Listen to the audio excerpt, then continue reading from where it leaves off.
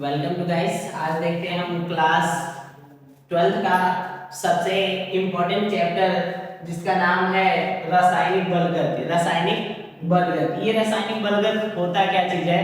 रासायनिक बलगत के बारे में जानने से पहले हम जानेंगे सबसे पहले अभिक्रिया के बारे में। अभिक्रिया क्या चीज होती है? जब तत्व के बाह्यतम उपकोष के इलेक्ट्रॉन से सहयोग करके एक नया यौगिक बनाने का निर्माण होता है तो वह जो क्रिया होती है वो टोटल रासायनिक अभिक्रिया कहलाती है। अब यहाँ पढ़ना क्या चीज है? अभिक्रिया को पूरा होने में कितना समय लगा, अभिक्रिया किस कोट की है, सक्रियण ऊर्जा क्या होती है, अभिक्रिया को उत्पाद से ये अभिकारक से उत्पाद बदलने में कितना समय लगा, कौन सी ऊर्जा लगी, तो वो कहलाएगा रासायनिक अभिक्रिया की सक्रियण ऊर्जा। अब इसमें देखते हैं हम सबसे पहले रासायनिक अभिक्रिया। रासायनिक अभिक्रिया क्या चीज होती है? तत्वों के बाह्यतम उपकोष के जो इलेक्ट्रॉन होते हैं उनसे सहयोग करके एक नया यौगिक का निर्माण होता है, वो कहलाता है रासायनिक अभिक्रिया। समय के आधार पर रासायनिक अभिक्रिया टोटल 3 प्रकार की होती है। नंबर 1 तीव्र, दूसरा मंद, तीसरा अतिमंद। तीव्र होता है ऐसे क्रिया जो तत्काल हो, तुरंत का तुरंत हो, वो कहलाएगा तीव्र क्रिया। जैसे NaCl, इसको अगर तोड़ेंगे, NaCl को तोड़ेंगे तो Na+ में टूटेगा, Cl- में टूटेगा। फिर उसके बाद मंद क्रिया, ऐसे क्रिया जिसको होने में महीना से अधिक समय लग सकता है, वो कहलाएगा मंद क्रिया। जैसे लोहे में संक्षारण, लोहे में जंग लगना। फिर उसके बाद अतिमंद क्रिया, ऐसी रासायनिक क्रिया जिनको पूर्ण होने में कई वर्ष लग जाते हैं। जैसे जल का बनना, H2 और O2 को मिलाएंगे तो जल का निर्माण होगा, इसको पूरा होने में कई समय लग जाते हैं, कई 100 वर्ष लग जाते हैं। फिर उसके बाद देखते हैं हम अभिक्रिया की दर। अभिक्रिया की दर, अभिक्रिया की दर क्या चीज होती है? अभिक्रिया की दर क्या चीज होती है? इकाई समय में अभिक्रिया में भाग लेने वाले अभिकारक एवं उत्पाद, अभिकारक एवं उत्पाद की समता में होने वाला परिवर्तन अभिक्रिया की वेग या दर कहलाता है। अगर अभिक्रिया की वेग या दर कहलाता है, अगर अभिक्रिया की जो सांद्रता हो वो डेल्टा C हो और उसमें लगा समय डेल्टा T हो, तो अभिक्रिया का ये डेल्टा C और बाई डेल्टा T ये हमारा क्या कहलाएगा? औसत दर। अभिक्रिया का औसत दर, अभिक्रिया का औसत दर कहलाएगा। अब बात होती है इनको लिखते कैसे हैं। जैसे एक है अभिक्रिया हो गई हमारी H2 + O2 एरो H2O, यहाँ बैलेंस करने के लिए हमने 2 लगाया। ये जो 2 लगाया इसको बोलते हैं साइक्रोमेट्री गुणांक, इसको बोलते हैं साइक्रोमेट्री गुणांक। सबसे पहले क्या करते हैं, ये जो फार्मूला हमारा औसत दर बराबर delta C by delta T, इसी को लिखते हैं तो सबसे पहले हम साइक्रोमेट्री गुणांक से भाग कर देते हैं। ये साइक्रोमेट्री गुणांक हो गया। फिर उसके बाद इसको कर देंगे डेल्टा H2, इसकी सांद्रता हो, इसमें लगा समय। बट एक कंडीशन है यहाँ, सबसे इंपॉर्टेंट टॉपिक कि सदैव अभिकारक की जो औसत दर है या वेग है, इसको हम माइनस में लिखते हैं। फिर उसके बाद ये प्लस हो गया, यहाँ तो साइक्रोमेट्री गुणांक है नहीं तो ये हो जाएगा delta O2 by delta T equal to, यहाँ साइक्रोमेट्री गुणांक 2 है तो इससे भाग दे देंगे और ये कर देंगे हम लोग delta H2O by delta T। इस तरीके से हम अभिक्रिया के वेग को निरूपित करते हैं। इस तरीके से हम अभिक्रिया की वेग को निरूपित करते हैं। अब हम जानते हैं अभिक्रिया के वेग का मात्रक डेल्टा C बाई T और C की जगह होता है N बाई V। C बराबर क्या होता है? N by V।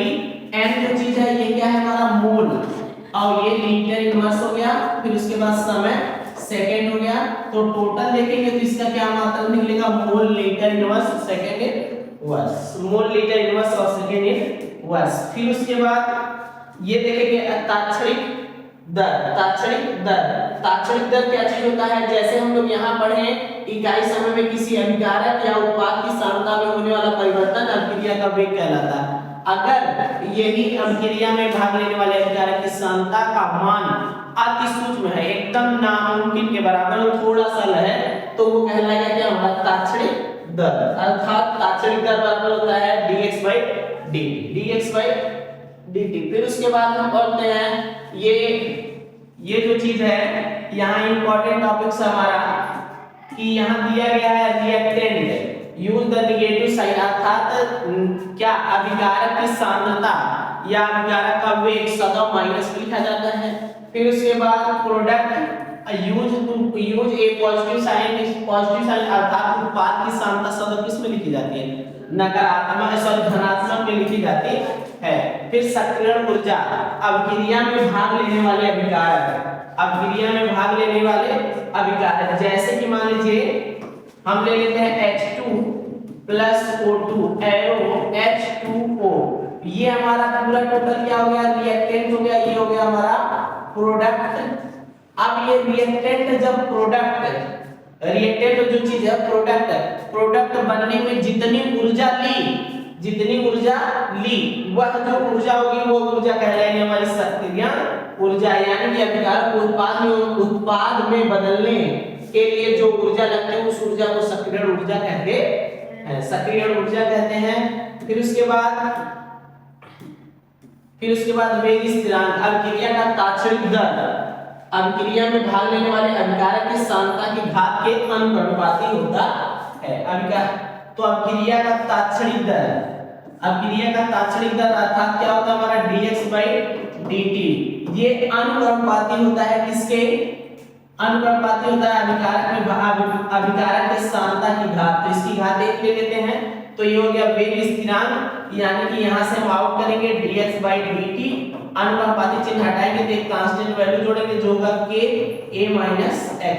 ये जो k है इसी को हम लोग बोलते हैं वेग स्थिरांक, इसी को क्या बोलते हैं? वेग स्थिरांक, वेग स्थिरांक ये हो गया। अब फिर उसके बाद हम आ जाते हैं संग्रह कोटि, संग्रह कोटि। अब यहाँ देखिए संग्रह कोटि, अगर ये dx/dt अनुपाती a की पावर x, अभी ऊपर वाले में वेग स्थिरांक में देखिए यहाँ क्या लिखा गया है? लिखा गया अभिक्रिया की तात्क्षणिक दर अभिक्रिया में भाग लेने वाले अभिकारक की सांद्रता की घात के बराबर होगी। ये हो गई तात्क्षणिक दर, अनुपाती हो गई ये सांद्रता की जो घात है। तो ये जो घात है दो यहाँ प्रोडक्ट, दो हमारे रिएक्टेंट हैं, तो दोनों रिएक्टेंट जो हैं, दोनों रिएक्टेंटों की जो घात होती है उनका योग क्या कहलाता है? संग्रह कोटि। क्या कहलाता है? संग्रह कोटि। वेग स्थिरांक का तापीय गुणांक बोला जाता है इसे। अगर किसी भी वेग स्थिरांक का जो निम्न टेम्परेचर है तापीय गुणांक देखेंगे तो उसके मैक्सिमम तापमान में क्या होगा? 10 डिग्री सेल्सियस बढ़ जाएगा, 10 डिग्री सेल्सियस बढ़ जाएगा। फिर उसके बाद दर नियम, दर नियम क्या चीज है? जो ये जानते हैं हम dx/dt अनुपाती a की पावर x b की पावर y, यही जो चीज है यही हमारा दर नियम है। दर नियम क्या चीज है? अर्थात अभिक्रिया का जो तात्क्षणिक दर होता है उस सदैव अभिकारक के सांद्रता के अनुपाती होता है। अब अभिक्रिया की कोट, अभिक्रिया में भाग लेने वाले अभिकारक की सांद्रता की घात को क्या कहते हैं? अभिक्रिया की कोट। अभिक्रिया में भाग लेने वाले अभिकारक की सांद्रता की घात को क्या कहते हैं? कोट। ये 4 प्रकार की होती है। नंबर 1 शून्य, नंबर दूसरा प्रथम, नंबर तीसरा द्वितीय, नंबर चौथा तृतीय। अब यहाँ पढ़ेंगे हम शून्य कोट अभिक्रिया, वह अभिक्रिया जिसकी अभिकारक की सांद्रता पर निर्भर नहीं करती है, शून्य कोट की अभिक्रिया कहलाती है। इस तरीके से भी लिख सकते हैं, या तो सीधे सिंपल सा होता है कि ऐसी अभिक्रिया जिसकी सांद्रता की घात क्या हो? शून्य हो, वो क्या कहलाएगी? शून्य कोट की अभिक्रिया। अब देखिए शून्य कोट की अभिक्रिया का समाकलित वेग, शून्य कोट की अभिक्रिया का समाकलित वेग, ये भी जानना हमारा आसान चीज है। इसको जानने के लिए थोड़ा सा हम डेवलप कर लेते हैं, ठीक, इसको जानने के लिए हम थोड़ा सा डेवलप कर लेते हैं, जो कि हम कुछ इस प्रकार से जानेंगे कि शून्य कोट की अभिक्रिया का वेग स्थिरांक कैसे निकाल सकते हैं। शून्य कोट की अभिक्रिया का वेग स्थिरांक निकालने के लिए हम सबसे पहले ले लेंगे तात्क्षणिक दर, अर्थात ये हो जाएगा dr/dt k हो जाएगा, और ये अभिकारक के सांद्रता की घात 0 ले लेते हैं। अब अभिकारक के तात्क्षणिक दर है तो ये सदा नेगेटिव रहेगा, तो ये हो गया। अब इसको क्या लेंगे हम लोग? dr/dt k, और ये r की पावर 0। तो अगर किसी भी चीज की पावर 0 होती है तो उसका मान सदैव 1 होता है। अब ये हमने लगा दिया माइनस, ये हो जाएगा हमारा dr k, इसकी जगह 1 रख देते हैं तो है dt हमारा इधर आएगा, तो ये हो जाएगा हमारा dt। अब ये माइनस हो गया, इस माइनस को उधर ले जाते हैं तो ये हो जाएगा हमारा टोटली dr बराबर k dt। अब दोनों पक्षों में समाकलन कर दीजिए, दोनों पक्षों में समाकलन कर दीजिए तो ये हो जाएगा क्लोज इंटीग्रल डी आर बराबर माइनस के क्लोज इंटीग्रल डी टी।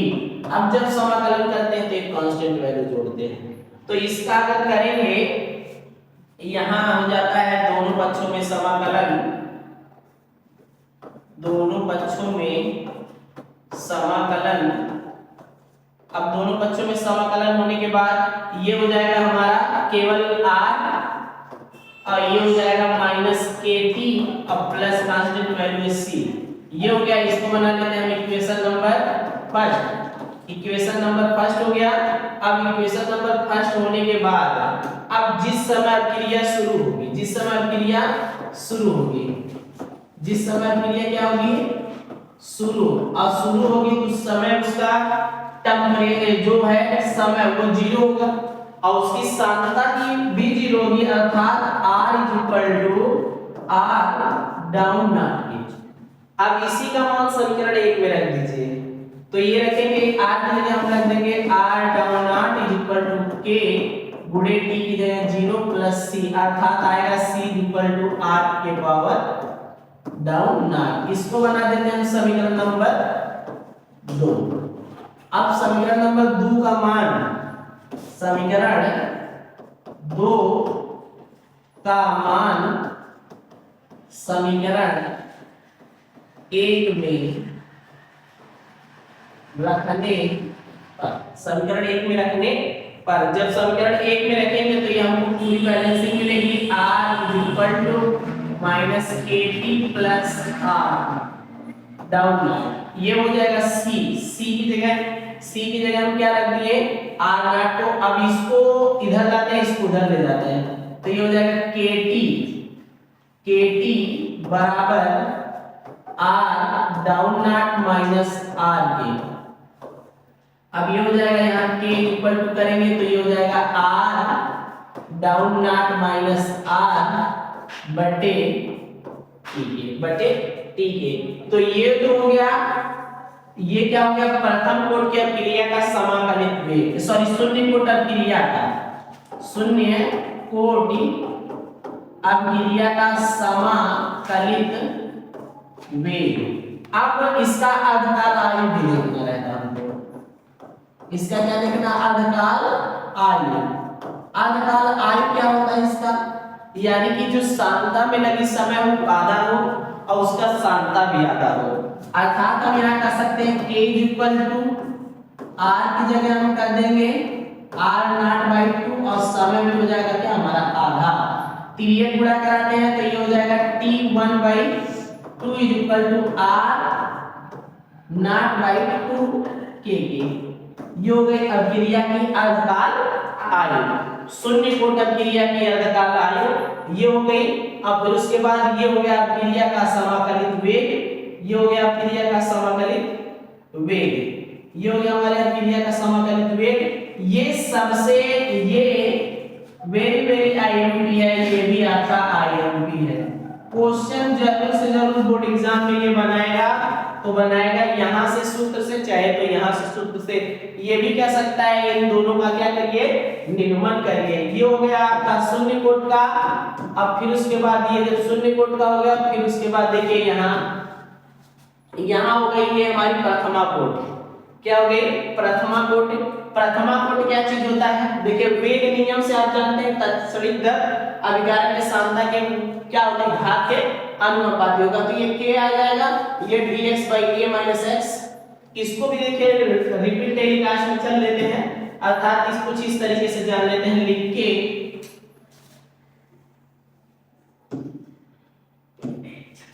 देखिए अब ये जो चीज जानेंगे इसको हम जान लेंगे d, ये जान लेंगे कि हमारा d x by dt बराबर माइनस a माइनस x।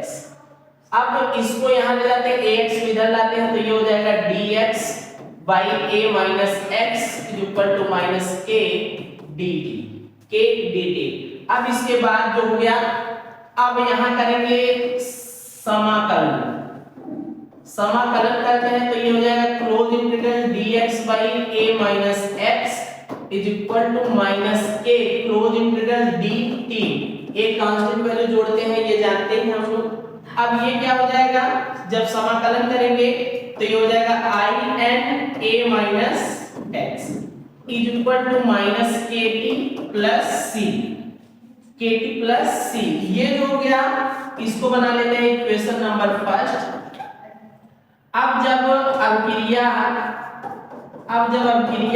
शुरू होगी, अभिक्रिया क्या होगी, शुरू होगी, तो t बराबर होगा हमारा 0 और x बराबर भी होगा हमारा 0।